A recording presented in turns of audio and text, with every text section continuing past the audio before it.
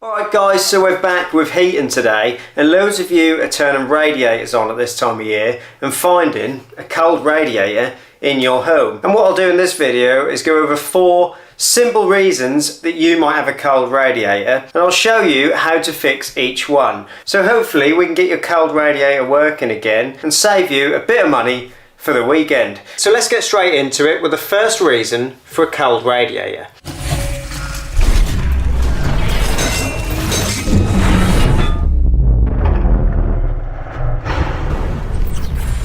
Before we make a start, let's assume that the rest of your heating system's working. Some of your radiators are getting hot, but you've just got this one pain in the backside radiator that's cold. So that's what we're going to do. We're going to take a look at that and show you how to fix it. And the first reason that you might have a cold radiator is a sticking TRV pin. So let's take a look at a simple way that we can fix that TRV pin and hopefully avoid having to change the whole TRV. Now there's sometimes a telltale sign as to whether the thermostatic radiator valve is the problem, and that is warmth in the pipe coming up to the valve. So sometimes if you give the pipe a feel, if you can get access to it and it's warm, but your radiator is not getting warm, then that can certainly point to that valve. So what we're going to do now is we're going to take the head off the TRV. Now that's really easy, but you're going to need a pair of plumbing grips. So grab a set of plumbing grips like these ones. Link will be in the description if you want to get a decent pair.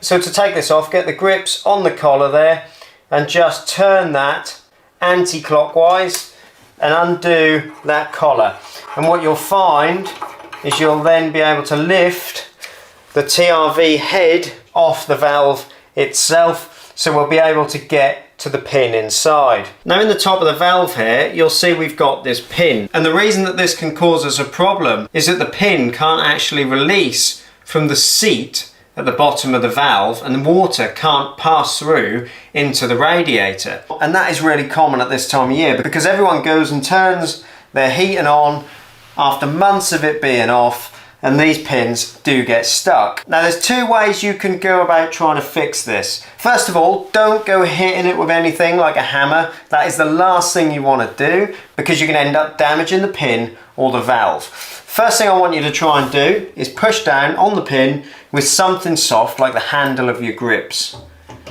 And you can see here that the pin on this one is not stuck down because I can push it up and down.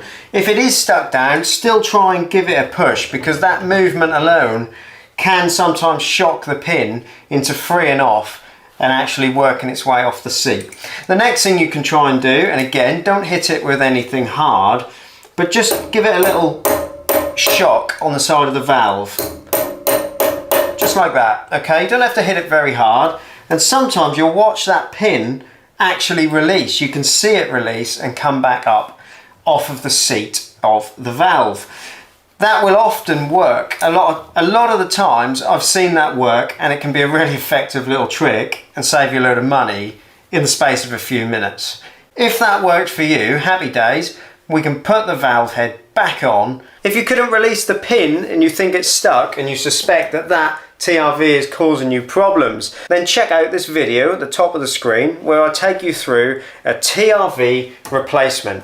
Right, let's move on to the next reason you might have a cold radiator. But before we do that, if you like DIY content, make sure you hit the subscribe button for me because you don't want to miss out on all the great stuff I've got to come. And if the video helps you out today, make sure you hit the like button for me because that really helps this video reach and help more people on YouTube. So the next reason for a cold radiator, and probably the most common, is that you've got air in your radiators. How can you tell if you've got air in the radiators? Well, the most obvious sign of air in a radiator is that the top of the radiator isn't getting hot, but the bottom of the radiator is getting warm or hot. And that is because when the water comes into the radiator, it's not able to travel into the top because that's full of air. So what I'll do now is show you just how easy it is to bleed your radiator and get rid of that air so that that water can move up into the radiator to make it nice and hot. So you're going to need a radiator bleed key. I'll stick a link to one of these brass radiator bleed keys because they're the best ones in the description, so you can go and grab yourself one. All we need to do, grab a cloth to catch any of the water. And guys, use a cloth, don't use the wife's curtains. I know what you're thinking. Place the key onto the bleed valve. Now we're going to get one of two things here when we open this. We're either going to get water straight away. If we get water straight away, then we know that we don't have air in the radiator. But let's listen out for hissing of air, because if we get some hissing, we know that air is coming out of the radiator. And if we do hear hissing, we'll continue to bleed until water streams from the bleed nipple. If we get water straight away, we'll leave it for a few seconds and let that water flow just to check there's no air in the top of the radiator. You hear that hissing? That is air in the radiator. Once water starts to come out, close the valve back off. If that fixed it for you, great, you can enjoy a nice hot radiator. So before we take a look at the next reason for cold radiators, let me tell you a little bit about this week's sponsor, who are iHeat. So iHeat are a boiler installation company, but what makes them different? Well, basically they make it really simple, because you can just go on their website and use their online tool to get an instant fixed quote on your new boiler. All you need to do is answer some simple questions about your home, and iHeat's online tool will do the rest. Once you've answered all the questions, you'll be given a choice of boilers that will suit your home and your budget, and you'll be able to use 0% APR and book your installation for as soon as the next day for a fixed price. The price you see on the screen is the price that you will pay. So if you're in the market for a new boiler and you want to save some money, click on the link below or use my code the DIY guy, where you'll be able to save £50 on your new boiler. Right, that's enough of that. The third reason that you might have a cold radiator is sludge and debris build-up inside the radiator.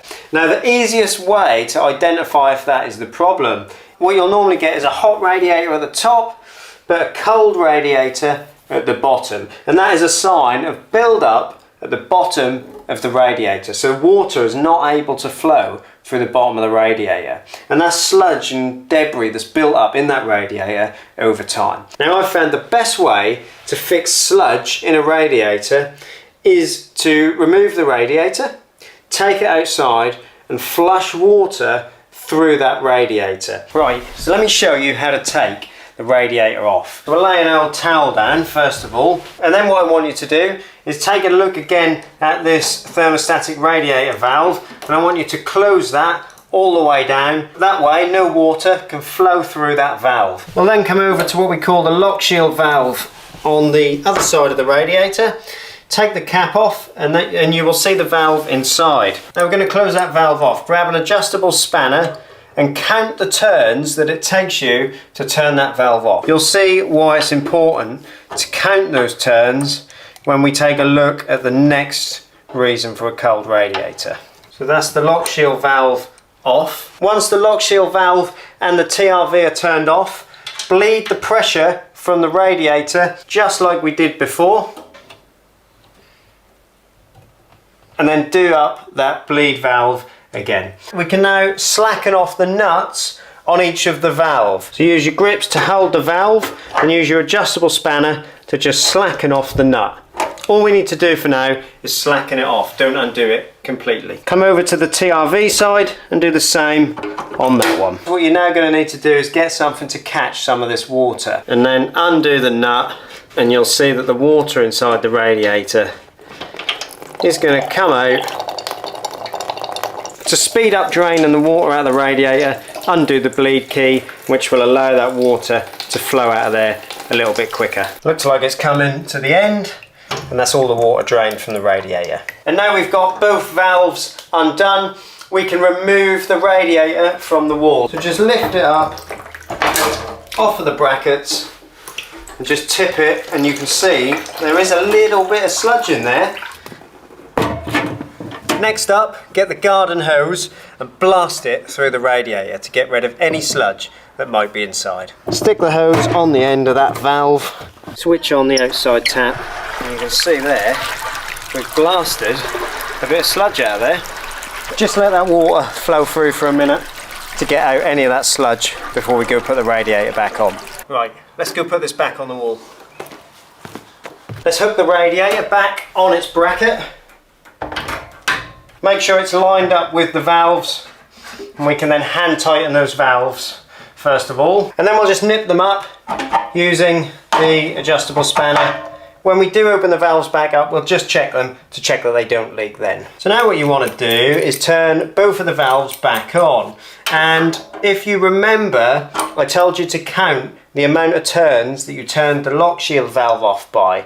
I'll tell you a little bit more about that in a minute, but set this back to where it was before. Open up the thermostatic radiator valve as well. And now undo that bleed screw again, and you can hear the air coming out, and that means that the radiator is now being refilled. Once water starts to come out, close the valve back off. And you will need to top up the pressure in the central heating system with your filling loop on the boiler. Now just check those valves for leaks to check that we haven't created any leaks. And that should be successful sludge removal, and you should get some heat coming in at the radiator. So the last reason you might have a cold radiator is due to radiator balancing. Now let's take that cap off there. You'll notice that earlier on I told you to count the amount of turns that you closed off and then opened up the lock shield valve. The reason for that is the lock shield valve balances your heating system in your home, and if it's not balanced correctly it can cause cold radiators. And what could happen is all the other radiators could be robbing the heat